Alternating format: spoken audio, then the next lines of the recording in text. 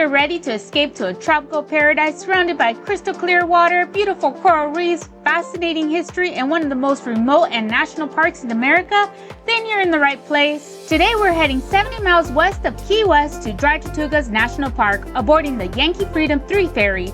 It's about a 2.5-hour journey each way, but trust me, it's worth every minute. Not only do you get transportation to paradise, but your ticket also includes a light breakfast, lunch, snorkeling gear, and access to one of the most unique national parks in the country. Book your tickets early. Seriously, reservations often sell out about 2 months in advance, especially during peak season. There's a standby list, but that's never guaranteed, so don't gamble your entire vacation on luck. To get to Dry Tortugas, you head to the Key West Ferry Terminal. Check-in starts at 7 a.m. and boarding begins at 7:30 a.m. And here's a pro tip.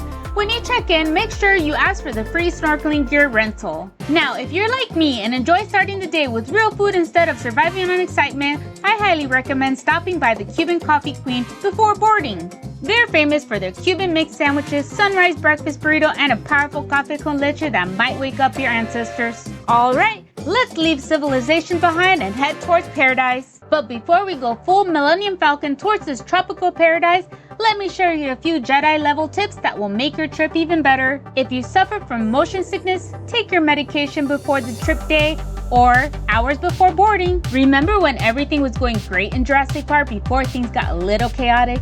Yeah, that was the ride back. Alright, listen up, future island explorers. Before you run off to the beach like you've discovered buried treasure, here's everything you need to know.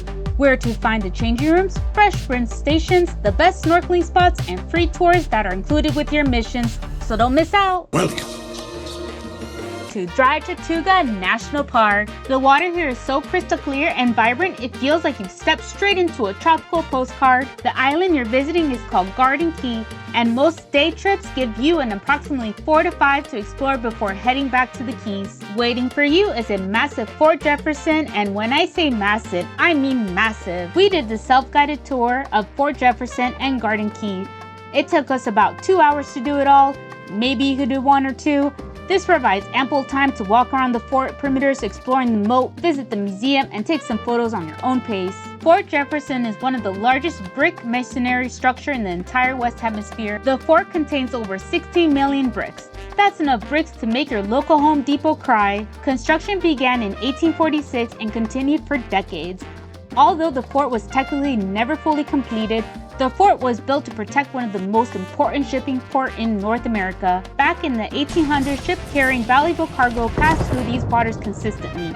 During the Civil War, Fort Jefferson served as a military prison. Its most famous prisoner was Dr. Samuel Mudd. If that name sounds familiar, he's the doctor who treated John Wilkes Booth after the assassination of President Abraham Lincoln. Dr. Mudd was in prison here for years, eventually receiving a presidential pardon.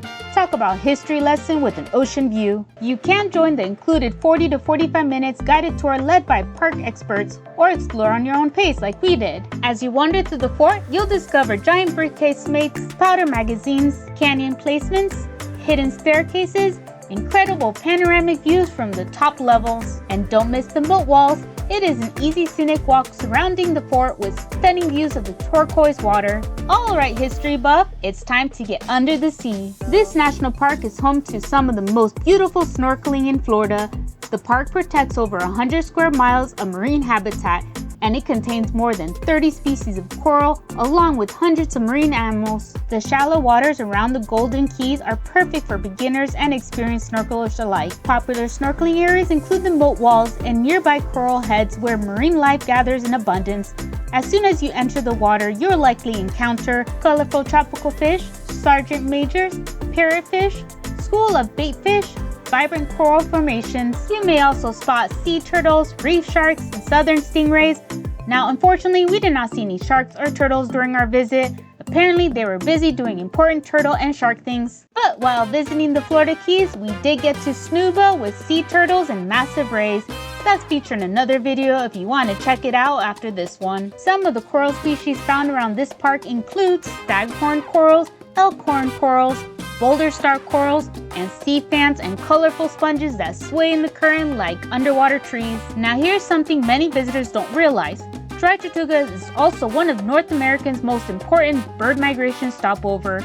During migration season, over 300 species of birds have been spotted and recorded here. So if you're a bird enthusiast, this place is basically the airport lounge for birds crossing the Gulf of America. So, is Dry Tortuga worth the trip?